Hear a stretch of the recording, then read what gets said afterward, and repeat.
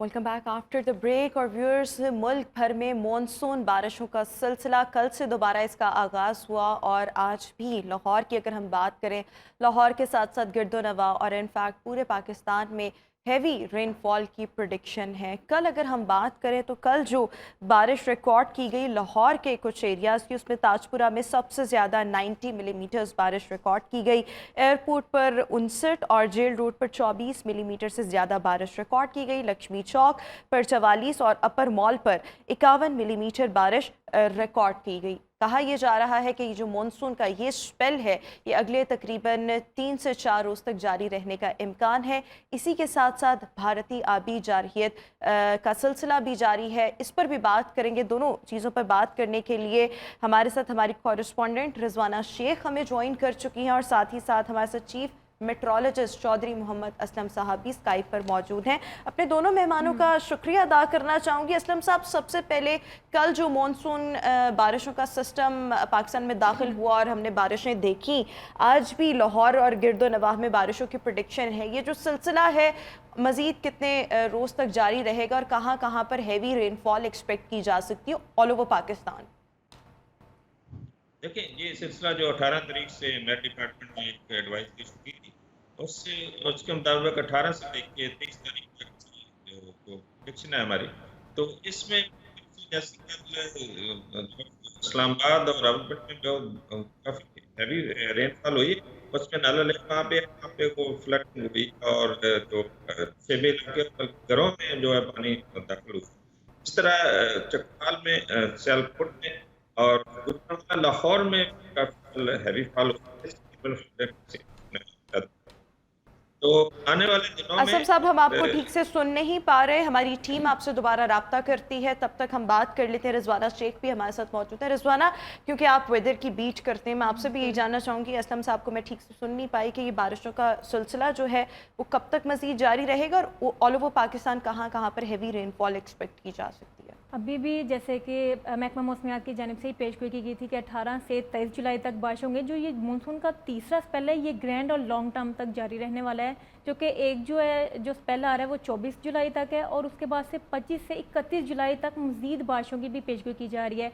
जो पहले 2 स्पेल गुजरे थे उससे ज़्यादा शिद्दत इख्तियार करेगा। पहले स्पेल में जो बारिशें होती थी उसके बाद ठंडी हवाएं चलती थी, मौसम खुशगवार हो जाता था। लेकिन जो ये स्पेल आ रहा है इसके बाद बारिश जैसे रुकती है, गर्मी और हब्स जो है वो दोबारा से बहुत ज़्यादा हो जाती है। जानलेवा और घुटन ज़्यादा एक माहौल हो जाता है जिसमें सांस लेना भी बहुत ज़्यादा मुश्किल हो जाता है। तो ये जो 24 जुलाई तक 23 जुलाई तक बारिशें हैं, इसमें हम ह्यूमिडिटी देखेंगे, वेदर प्लेजेंट नहीं होगा। अच्छा, ये भी तो होता है ना कि जब बारिश हो रही हो तब तो एटलीस्ट मौसम खुशगवार हो जाए, लेकिन इस बारिश में हमने ये नहीं देखा कि बारिश हो रही है और आपको एक प्लेजेंट फील आ रही है, आपको उसके साथ भी एसीज वगैरह की ज़रूरत रहती है बिकॉज ह्यूमिडिटी बहुत ज़्यादा हो जाती है। अच्छा, इसके बाद जो अगला स्पेल आ रहा है that is from 25 July till 30 जुलाई, ठीक है, उसमें भी हम ह्यूमिडिटी का सेम लेवल देखेंगे या उसमें हम प्लेजेंट देख सकते हैं वेदर? बिल्कुल, एक तरफ से आसमान से भी बारिश हो रही है, बरस रही है और दूसरी तरफ से भारत भी पानी छोड़ रहा है और उधर से भी सैलाब का खदशा भी बहुत ज़्यादा किया जा रहा है। खतरे की घंटी भी बजाई जा रही है। पीडीएम की तरफ से अलर्ट जारी किया जा रहा है। गुज़िश्ता रोज़ जो है भारत ने 1,80,000 अच्छा, मैं आपसे पहले हम भारतीय आबी जारियत पर भी बात करेंगे। पहले मैं चाह रही हूँ कि हम ये वेदर के हवाले से डिस्कशन सारी कर ले। सो ये जो अगला स्पेल है जो आप बता रही हैं 25 जुलाई से टिल 30 जुलाई तक, इसके बाद मौसम में हम कैसी फील देखेंगे? प्लेजेंट होगा मौसम या ह्यूमिडिटी होगी? मौसम जो है वो हब्स वाला ही रहेगा, चूँकि जो हो जाता है शुरू, ये मानसून है, बरसात का मौसम होता है तो ये हब्स वाला ही रहता है। अगस्त तक इसी तरह रहेगा। सितंबर से जो है वो ठंडी हवाएं वाला मौसम शुरू हो जाता है, जैसे सर्दियों वाला भी अक्टूबर में सर्दियों की आमद हो जाती है। तो ये अगस्त तक मौसम इसी तरह रहेगा। और आजकल तो मौसम में कभी ऐसे लग रहा है एक तरफ से सूरज देखने को मिल रहा होता है, दूसरे लम्हे में हमें बारिश मिल जाती है, समझ नहीं आती। और जब भी ऐसी बारिश होती है ना, इसका मतलब ये होता है कि मतलब अगर आप लाहौर में रह रहे हैं तो पूरे लाहौर में बारिश नहीं हो रही, कहीं बारिश हो रही है, कहीं नहीं हो रही। और जब ऐसे हो के कहीं बारिश होती है और कहीं नहीं होती किसी एक स्पेसिफिक शहर में, तो फिर उससे हब्स बहुत ज़्यादा हो जाता है। इसके साथ साथ मतलब अगर हम देखें, कल मैं जब गुलबर्ग से गुजर रही थी तो वहाँ पर निकासी आपके थोड़े बेहतर इंतजाम थे, पानी साथ साथ निकाला जा रहा था। लेकिन ओवरऑल हम देखें सबसे ज़्यादा बारिश ताजपुरा में रिकॉर्ड की गई, लेकिन निकासी आपके पूरे शहर में क्या इंतजाम थे? कल उस तरह से बारिश भी नहीं हुई हुई है, कुछ इलाकों में थी, कुछ इलाकों में नहीं थी, वक्तन फ़क्तन हो रही थी, कुछ एक लम्हे में है तो दूसरे शहर में जी बिल्कुल नहीं है, वहाँ पे धूप निकली हुई है। तो उस तरह से बारिश नहीं हुई है। गुलबर्ग में, ताजपुरा में सबसे ज़्यादा हुई, लेकिन साथ ही जो है वो नकासियाब हो चुके हैं, तो शहरी को उस तरह से मुश्किलात का सामना नहीं करना पड़ा। बिल्कुल ठीक हो गया। अच्छा, असलम साहब एक दफ़ा फिर से हमारे साथ मौजूद है, चीफ मेट्रोलॉजिस्ट। असलम साहब, मैं आपसे अब ये सवाल करना चाहूँगी कि अभी एक स्पेल जो एक्सपेक्टेड है, ये वाला तो 23 जुलाई तक है, इसके बाद एक और आएगा, हमारी कॉरेस्पॉन्डेंट रिजवाना भी बता रही है, and that will continue from 25 July till 30 जुलाई। मैं आपसे ये जानना चाहूँगी उसके बाद मौसम की फील और मज़ीद कितने स्पेल्स अभी आएंगे अगस्त तक की, अगर हम बात करें मानसून की इन बारिशों के। देखिए, अभी जैसे मॉनसून एक्टिव फेज में है और ये 30 सितंबर तक जारी रहेगा। इसमें जैसे जुलाई और अगस्त जो होता है, जो पीक सीज़न होते हैं, इसमें ज़्यादा बारिशें होती हैं। इसमें ज़्यादा जो हमारे रेनी सिस्टम्स हैं, जैसे वेस्टर्ली का भी थोड़ा सा पार्ट है, जैसे कल बारिश हुई है, इसमें मुख्तलिफ इलाकों में बहुत बारिश हुई है। तो अभी आने वाले दिनों में अगस्त तक तो काफ़ी एक्टिव फेज में जो रहेगा। तो ये सिलसिला अभी 23 तारीख तक जारी रहेगा। तो उसके बाद मेट डिपार्टमेंट इसको रिवाइज करेगा कि अगला सिलसिला जो है कब तक जारी रहेगा। तो अभी आने वाले दिनों में आप कह सकते हैं कि रेंज काफ़ी एक्सपेक्टेड है। बिल्कुल ठीक हो गया। अच्छा, इसके साथ साथ मैं आपसे एक और ये भी चीज़ पूछना चाह रही हूँ कि अभी ये जो है ये 23 जुलाई तक जारी रहेगा, लेकिन इसके साथ साथ अर्बन फ्लडिंग के हवाले से क्या खदशात हैं, कौन कौन सी जगहें जो है अर्बन फ्लडिंग का शिकार हो सकती हैं पूरे पाकिस्तान की अगर हम बात करें तो? देखिए, इसमें जो केपी के अपर इलाके हैं उसमें पेशावर भी शामिल है, मालाकंड और दीर, चित्राल, कागान रानन में कालाम, ये इलाके शामिल है, और नार्दर्न एरियाज में के और कश्मीर के इलाके शामिल हैं। इसमें जो अपर पंजाब है जिसमें रावलपिंडी, इस्लामाबाद है, और पठवार के इलाके जैसे चकवाल में कल काफ़ी बारिश हुई है, रावलपिंडी इस्लामाबाद में हुई है, गुजरांवाला सियालकोट में कल काफ़ी बारिश हुई है, लाहौर में बारिश हुई है।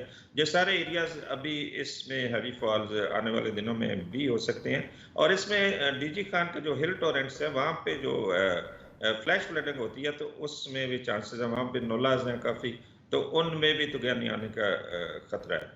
अच्छा असलम साहब, एक और चीज़, क्योंकि भारत की जानिब से आबी जारियत का सिलसिला भी जारी है, मज़ीद 1,80,000 क्यूसेक पानी जो है वो दरियाओं में छोड़ा गया है, सो उसकी वजह से सैलाब के खदशात क्या हैं, कौन कौन से इलाके ज़्यादा, शहर या इलाके इर्द गिर्द के ज़्यादा मुतासर हो सकते हैं?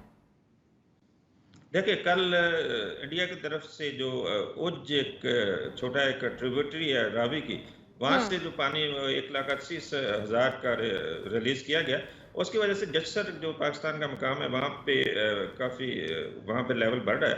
और आज अभी तक जो लेटेस्ट न्यूज़ है वहाँ पे 71,000 क्यूसेक पानी गुजर रहा है। इस तरह कल उन्होंने तवी, जो दरिया तवी है जो जम्मू के पास है, उन्होंने दरिया चिनाब में जो आता है तो उसमें एक पानी का रेला 1,50,000 क्यूसेक का छोड़ा, जिसकी वजह से मराला पे हाई लेवल फ्लड की सिचुएशन पैदा हुई। और उसके बाद जे खान की और कादराबाद में भी हाई लेवल फ्लड था। तो आज चिन्नौट पे जो कोई मीडियम टू हाई फ्लड होगा, क्योंकि वाटर उस साइड पे अब मूव कर रहा है। तो जो इंडिया की तरफ से जो हुआ, तो अभी इनकी वजह से जो हाई फ्लडिंग की सूरत हाल है तो वो इन्हीं की वजह से पैदा हुई है।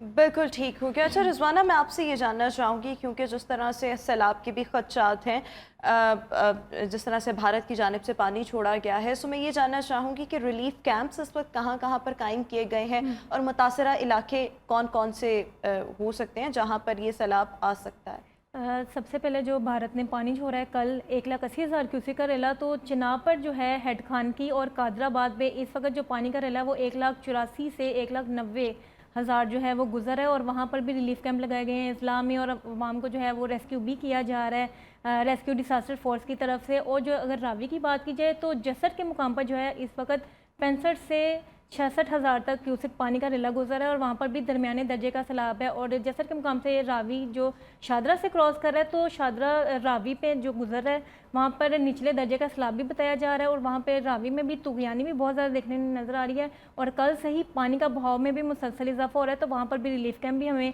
देखने में मिले हैं। जानवरों के लिए खुराक और अद्वियात, इस हवाले से कैंप्स और फिर क्या सूरत हाल है? और दूसरा, यहाँ से लोगों को मूव करने का तो बहुत देर से कहा जा रहा है, फिर लोगों ने अपने माल मवेशी भी किए, सो राइट नाउ क्या सूरत हाल है? क्योंकि हमारे यहाँ पर जब लोगों के सर पर आफत आ नहीं पहुँचती, लोग मूव करने को तैयार नहीं होते, because they don't take the things very serious. बिल्कुल नहीं So होते अभी हैं। क्या सिचुएशन है? अभी ये सिचुएशन है कि लोगों की वही एक साइकी है कि लोग कहते हैं कि अभी आएगा तो देखी जाएगी, जब सर पे आ जाती है तो फिर उन्हें करते हैं, लेकिन उन्हें पीडीएमए की जानिब से भी दीगर कैंप्स लगाए गए हैं, दीगर महकमों को हदायत जारी की गई हैं कि वहाँ पर भी खुराक पहुँचाई जाए। लाइफ जैकेट्स वहाँ पे पहुँची हुई हैं, रेस्क्यू के महकमा लाइफ स्टॉक वहाँ पे पहुँचा हुआ है ताकि जानवरों की वैक्सीनेशन की जाए, अद्वियात पहुँची हुई हैं। और अभी भी पहले जो 9 जुलाई को भारत की जानिब से पानी छोड़ा गया था, तो अभी 2-3 दिन पहले ही खदशा कम हुआ था और वहाँ से तमाम महकमों ने तमाम सब कुछ हटा दिया था।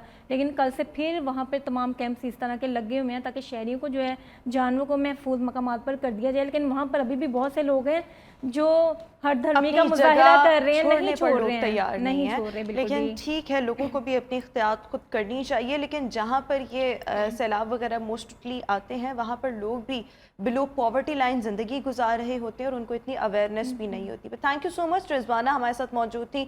हमारे साथ चीफ मेट्रोलॉजिस्ट चौधरी मोहम्मद असलम साहब भी मौजूद थे। आपका भी बहुत शुक्रिया। सो अभी के लिए जो रेन है 23 जुलाई तक आप सब जो हैं इसको एंजॉय करें। नो डाउट ह्यूमिडिटी भी साथ साथ रहेगी, लेकिन चलें कोई नहीं, something is better than nothing. अभी हम शो में एक ब्रेक शामिल करेंगे, आपसे मुलाकात करेंगे एक ब्रेक के बाद। Welcome back after the break. और व्यूअर्स, आज यकम मुहर्रम उल हराम है और शहर में यकम से 10 मुहर्रम उल हराम तक दफ़ा 144 का नफाज कर दिया गया है। साथ ही साथ 9 और 10 मुहर्रम को डबल सवारी पर भी पाबंदी होगी। मज़ीद क्या इंतज़ामात किए जा रहे हैं, सिक्योरिटी के क्या इंतज़ामात होंगे और किस तरह से मजालिसों और जुलूसों की सिक्योरिटी को मेक श्योर किया जाएगा, इस हवाले से हमें अपडेट करेंगे हमारे कॉरेस्पॉन्डेंट उमर दराज इस वक्त हमारे साथ मौजूद हैं। Umar, thank you so much. Umar, बताइएगा मुहर्रम उल हराम के हवाले से क्या तैयारियां की जा रही हैं, सिक्योरिटी को मेक श्योर किस तरह से किया जाएगा लाहौर में? आज बिल्कुल बात की जाए अगर मुहर्रम उल हराम के हवाले से सिक्योरिटी की, तो आज यकम मुहर्रम उल हराम लाहौर समेत सूबा भर में 101 अज़ादारी जुलूस, 3500 मजालिस मुनक्किद हो रही हैं और इसमें 14 एक कैटेगरी की अज़ादारी के जुलूस हैं, 321 एक कैटेगरी की मजालिस जो हैं वो शुरू हो रही हैं। इस हवाले से जो सिक्योरिटी के इंतजामात हैं वो सख्त तरीन जो है वो किए गए हैं। पुलिस की जानिब से मुकम्मल तौर पर जो है वो ज़ाब्ता बनाया गया, जिसमें जो है वो पुलिस के एहलकार मुकम्मल तौर पर जो है वो फुल प्रूफ सिक्योरिटी देंगे। इस हवाले से तमाम मीटिंग्स जो हैं वो कंप्लीट कर ली गई हैं और मैं ये भी बताता चलूँ आपको कुछ 650 से ज़ायद कैमरों से शहर भर की मजालिस और जुलूसों को 24 घंटे जो है वो कवर किया जाएगा। तमाम जरूरी मकामात को जो है वो इजाफी पोर्टेबल कैमरों के जरिए कवर किया जाएगा। सेफ सिटी हेडक्वार्टर में पुलिस, कम्युनिकेशन अफसरान और टेक्निकल टीमें जो हैं वो 24 घंटे ड्यूटी सर अंजाम देंगी। मरकजी जुलूसों के रास्तों पर safe city mobile command vehicle से जो है वो मॉनिटरिंग की जाएगी। लाहौर पुलिस समेत कानून नाफिज करने वाले इदारों के नुमाइंदे भी जो हैं वो सेफ सिटी सेंटर्स में ड्यूटी दे रहे होंगे। शहरी अपने इर्द गिर्द को मशकूक सरगर्मियों पर नजर रखने की ये भी अपील की है और किसी भी इमरजेंसी की सूरत में 15 पर इतला देने का जो है वो हदायत दी गई है कि हर सूरत में जो है वो मुहर्रम उल हराम की सिक्योरिटी को जो है वो फुल प्रूफ बनाया जाएगा।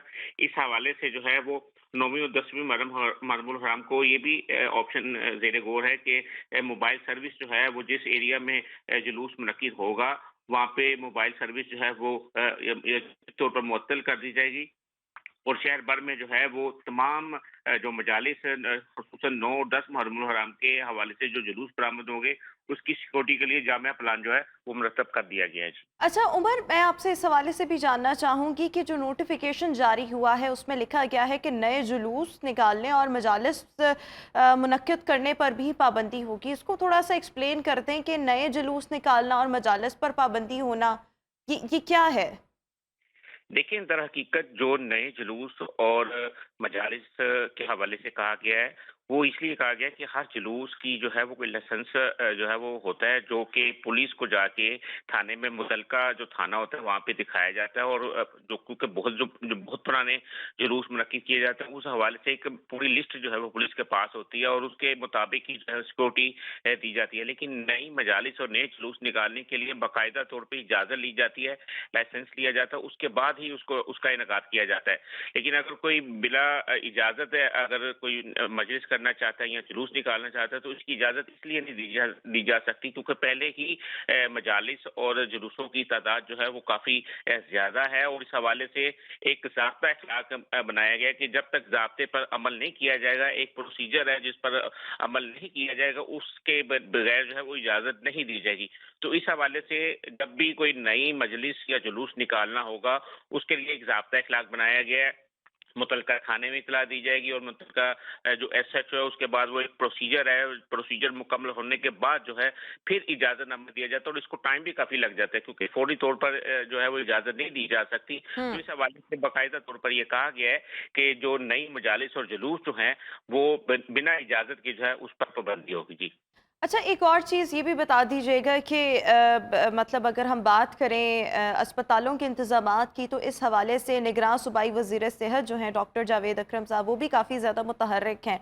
सो ये भी कहा जा रहा है कि जो सरकारी टीचिंग हॉस्पिटल्स हैं उसमें इजाफी बेड्स भी लगा दिए गए हैं। सो तिब्बी सहूलियात के हवाले से भी बताइएगा, और तिब्बी सहूलियात के हवाले से जो इंतज़ामात किए गए हैं, क्या वो 9th और 10th मुहर्रम के लिए ही किए गए हैं?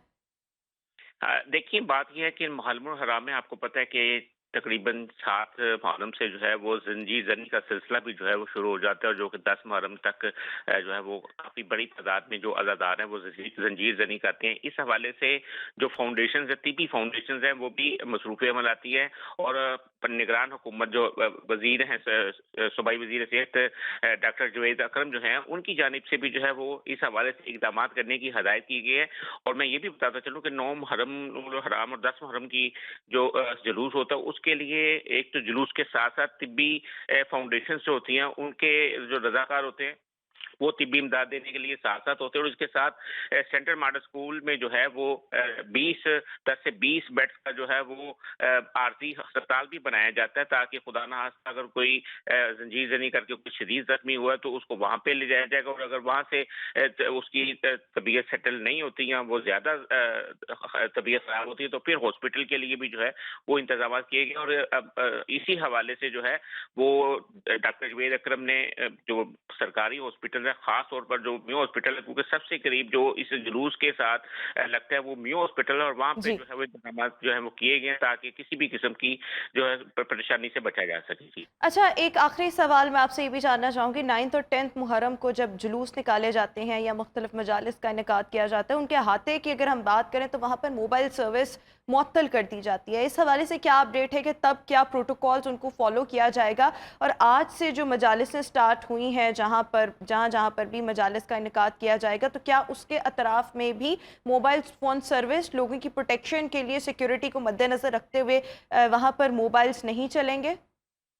नहीं, मैं अगर मोबाइल सर्विस के हवाले से आप बात करें तो वो 9 और 10 मुहर्रम का जो जुलूस, जो मरकज़ी जुलूस है जो निसार हवेली से बरामद होता है, ये उस जुलूस के हवाले से, और जो क्योंकि 9 मुहर्रम में भी काफ़ी सारे जुलूस निकलते हैं, इसी तरह पांडु स्ट्रीट से निकलता है, तो इस हवाले से जो जुज़वी तौर पर जो ज़ेरे गौर ये भी जो है वो ऑप्शन है कि क्या जो मोबाइल सर्विस है उसको मुअत्तल किया जाएगा या उसको बंद किया जाएगा, ये भी उस पे जो है वो फैसला नहीं किया गया। लेकिन अगर हम गुज़श्ता साल की को देखें तो वहाँ गुज़श्ता साल भी जो है वो जो जुलूस के रास्ते में मोबाइल सर्विस जो थी वो दहशतगर्दी के वाक़या से बचने के लिए, किसी भी नागहानी हादसे से बचने के लिए जो है वो नाफिज की गई। तो इस साल भी ये कभी इम्कान है कि 9 और 10 मुहर्रम को जो है वो जो जुलूस, मरकज़ी जुलूस है, उस पे जो है वो जिस एरिया से ये जुलूस बरामद होगा, क्योंकि निसार हवेली से ये जो महल्ला शिया से बरामद होगा, मोती गेट से, और ये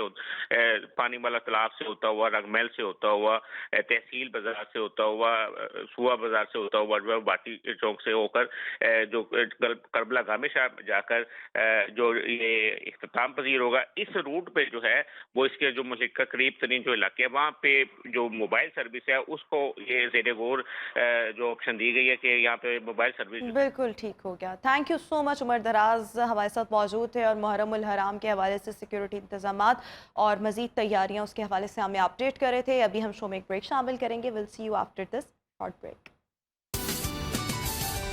welcome back after the break. और व्यूअर्स, जब हम पाकिस्तान की बात करते हैं तो पाकिस्तान में मुख्तलिफ फलाही इदारे और NGOs अपनी पर्सनल कैपेसिटी में रहते हुए लोगों की फलाह के लिए, लोगों की बहबूद के लिए, मुफाद आमा के लिए काम करती हैं, ताकि पाकिस्तान के लोगों को, और स्पेशली ऐसे लोगों को, ऐसे तबके को जो फैसिलिटेट नहीं कर सकता, जिनके साथ कोई ना कोई प्रॉब्लम एसोसिएट होती है, उनको समहाउ असिस्ट किया जा सके। मुख्तलिफ NGOs हम देखते हैं एजुकेशन की फ़ील्ड में काम कर रही होती हैं, हेल्थ की फ़ील्ड में काम कर रही होती हैं। आज हम बात करेंगे गज़ाली एजुकेशनल ट्रस्ट पर, जो कि बेसिकली गरीब ख़ानदानों के बच्चों की तालीम के लिए गिरां कदर खदमात सरअंजाम दे रही है। मुख्तलिफ पाकिस्तान में देहात ऐसे हैं जहाँ पर गरीब तबकात बसते हैं, इनके बच्चों की तालीम के लिए काम किया जा रहा है, और इसके साथ साथ ऐसे बच्चों की तालीम के लिए जो कि अफोर्ड नहीं कर सकते तालीम हासिल करना।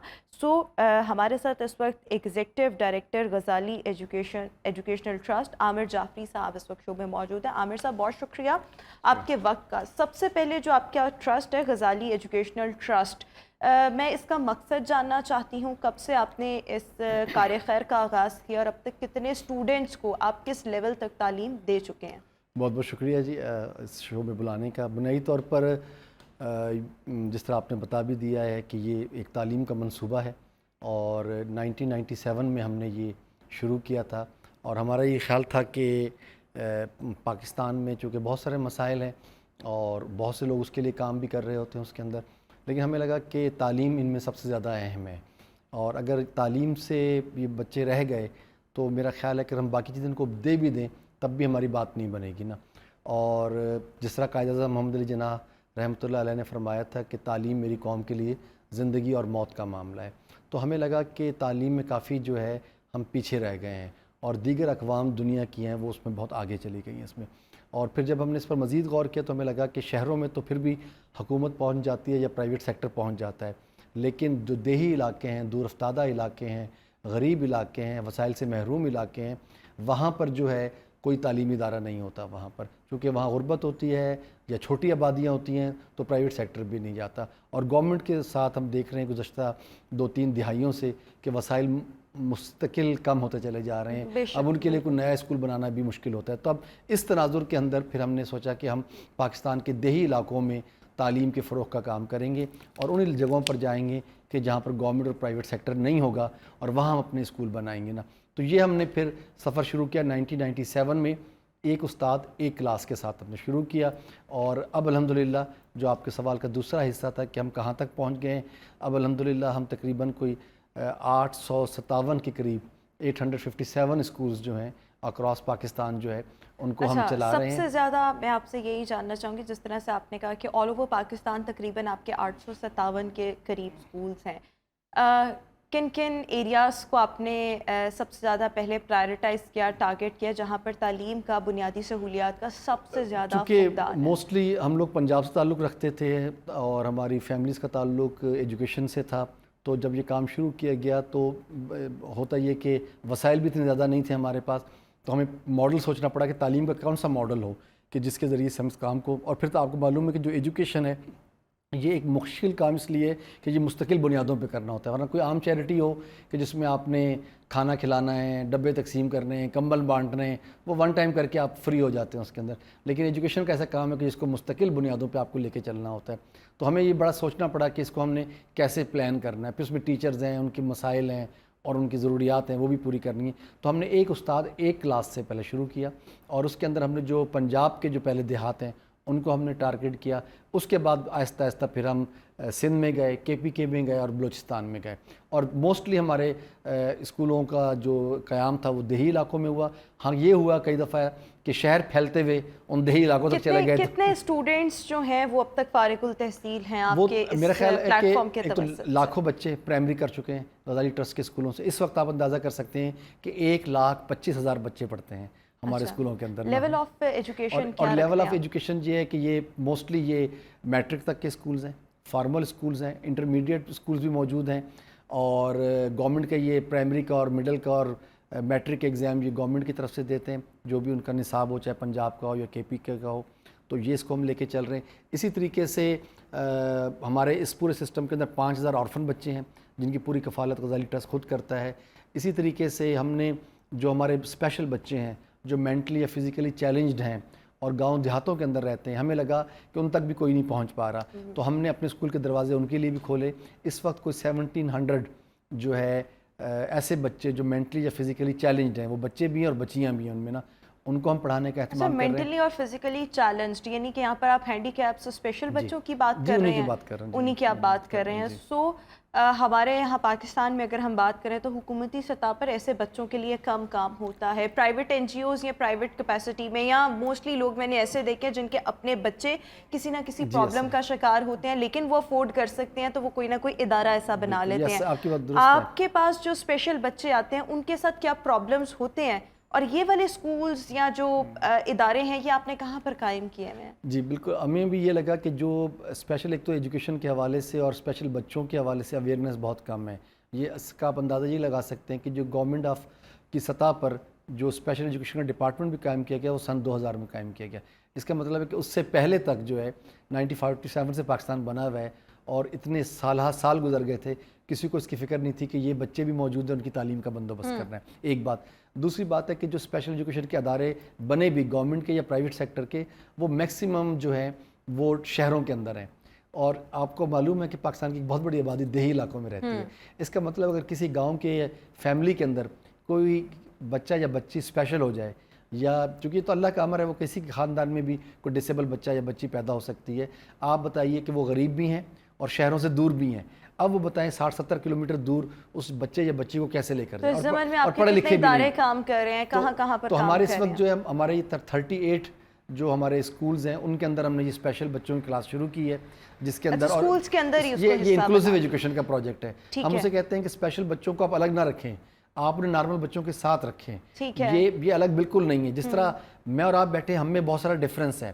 ہم کچھ کم ایبل ہیں, کچھ جو ہے زیادہ ایبل ہیں, کوئی لمبا ہے, کوئی چھوٹا ہے, یہ مختلف لوگوں کی ایبلٹیز ہیں. آپ کوشش کرتے ہیں کہ ان کو عام بچوں کے ساتھ رکھا جائے تاکہ وہ ان کی صلاحیتیں بھی ہیں وہ نکھر سکیں اور وہ اپنے آپ کو اسی معاشرے کا حصہ سمجھیں. تو یہ میں سمجھتا ہوں کہ یہ ایک ایسا کام ہے جو کوئی اور نہیں کر رہا تھا. غزالی ٹرسٹ نے اس کو ٹیک اپ کیا ہے, اور ابھی ہمیں بہت سے اور اسکولوں میں اسپیشل بچوں کی کلاسز شروع کرنی ہے, انہیں اپنے اسکولوں میں لے کے آنا ہے. اور بہت سے ایسے بچے جو بارڈر لائن پہ تھے, ہماری اس انٹرونشن کی وجہ سے وہ نارمل بچوں کے ساتھ بہت شاندار زندگی جو ہے وہ گزار رہے ہیں نا. تو یہ ایک ہمارا ایک ویلیوڈ پروجیکٹ ہے جو ہم نے کچھ پچھلے 10 سال سے چلا رہے ہیں.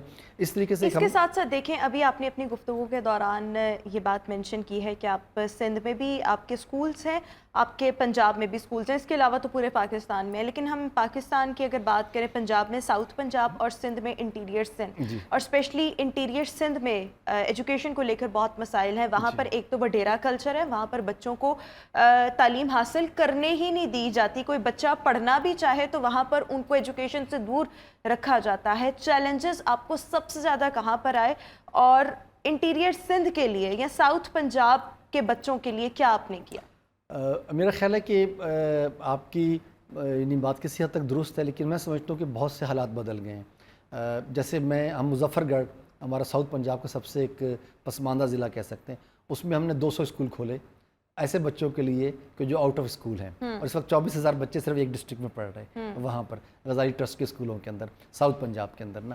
ابھی اسی طریقے سے گورنمنٹ کے وہ اسکول کہ جو بند پڑے تھے گاؤں دیہاتوں کے اندر, پبلک اسکولز, وہ غزالی ٹرسٹ نے جو ہے گورنمنٹ سے لیا اور ان کو باقاعدہ رن کر دیا ہے, اور وہ بہت سکسیزفلی چل رہے ہیں.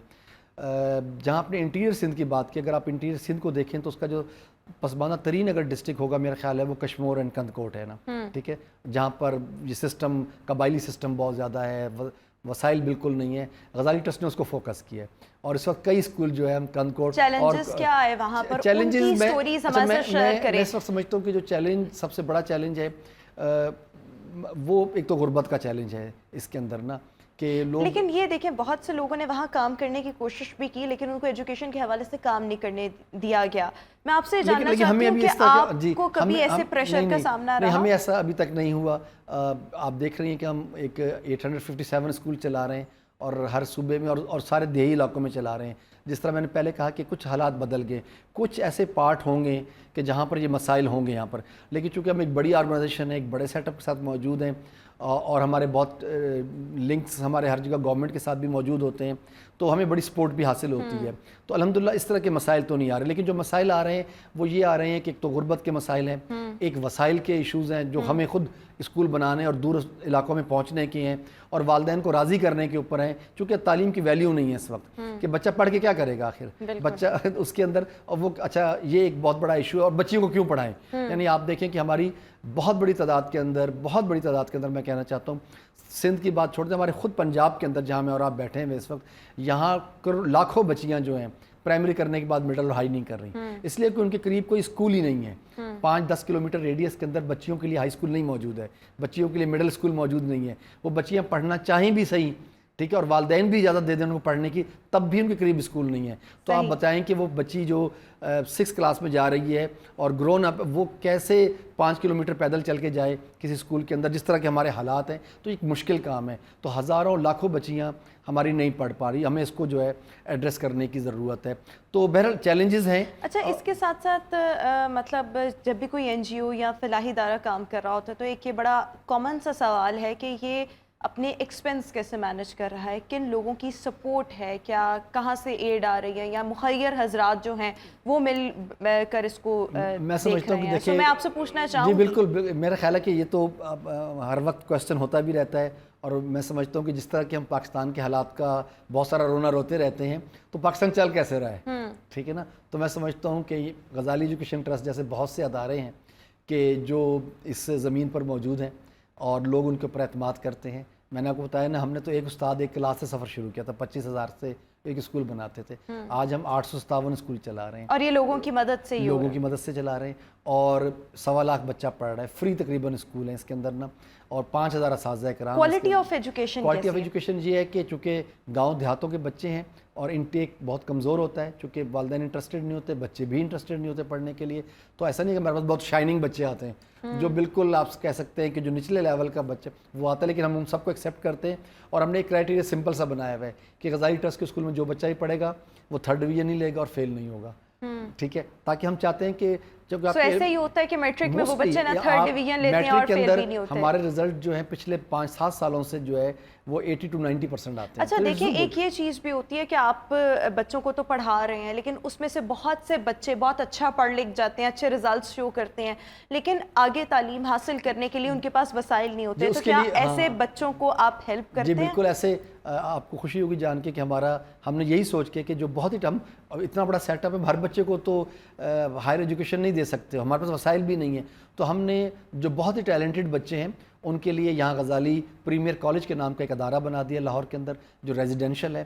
پورے پاکستان سے غزالی کے بچے میرٹ میں سلیکٹ ہو کے یہاں آتے ہیں, وہ یہیں رہتے ہیں, ان سے کوئی فیس نہیں لی جاتی, ٹوٹل فری ہوتے ہیں وہاں پر. اور آپ یہ دیکھیے کہ ان میں وہ بچے ہیں, ابھی کچھ دن پہلے میں کوپن ہیگن گیا ہوا تھا, تو وہاں مجھے کسی لڑکے نے فون کیا کہ مجھے پتہ چلا کہ آپ یہاں پر آئے ہیں اور کل یہاں سے چلے جائیں گے, تو میں آپ سے ملنا چاہتا ہوں, میں آپ کا اسٹوڈنٹ رہا ہوں. تو وہ مجھے ملنے کے لیے آیا اور اس نے مجھے بتایا کہ سر کہ جو آپ کا اسکول ہے فیصل آباد میں 79 GB, میں نے وہاں سے میٹرک کیا ہے, اور سر میں آپ کوپن ہیگن یونیورسٹی سے مائکرو بایولوجی کے اندر PhD کر رہا ہوں. ماشاءاللہ, ٹھیک ہے, تو یہ آپ کے لیے ایک بہت ہی زبردست. اس طرح ہمارے GPC سے پڑھنے والے بچے اس وقت لمس کے اندر پڑھ رہے ہیں. ابھی ہم کچھ عرصے پہلے بداپسٹ گئے تھے, تو ہمارے 2 لڑکے علی شیر جو ہے انہوں نے بداپسٹ میں ہمیں ویلکم کیا. اور اچھا, ایک آخری سوال, یہ بہت زبردست آپ کام کر رہے ہیں اور اللہ تعالیٰ اس میں مزید آپ کی مدد بھی کرے. مجھے شو کا اختتام کرنا ہے, لیکن جاتے جاتے میں آخری 10 سیکنڈز میں چاہوں گی آپ اس پہ کوئی کامنٹ دیں کہ آپ کو کیا لگتا ہے پاکستان میں معیار تعلیم, اور تعلیم ہر بچے کا بنیادی حق ہے, ہر بچہ تعلیم حاصل کرے, سو ان 2 چیزوں کے لیے ہمیں کیا کرنے کی ضرورت ہے, حکومت کو کیا کرنے کی ضرورت ہے؟ میرا خیال ہے کہ ایک تو فوری طور پہ یہ ہے کہ 2-3 چیزیں ہیں بہت ضروری فوری کرنے والی. ایک تو جو طبقاتی نظام تعلیم ہے اسے ختم کرنے کی ضرورت ہے, چونکہ امیروں اور غریبوں کے اسکولوں کے درمیان میں ایک بہت بڑی خلیج جو ہے وہ حائل ہو گئی ہے, جسے جس حد تک ممکن ہے اسے کم کرنے کی ضرورت ہے.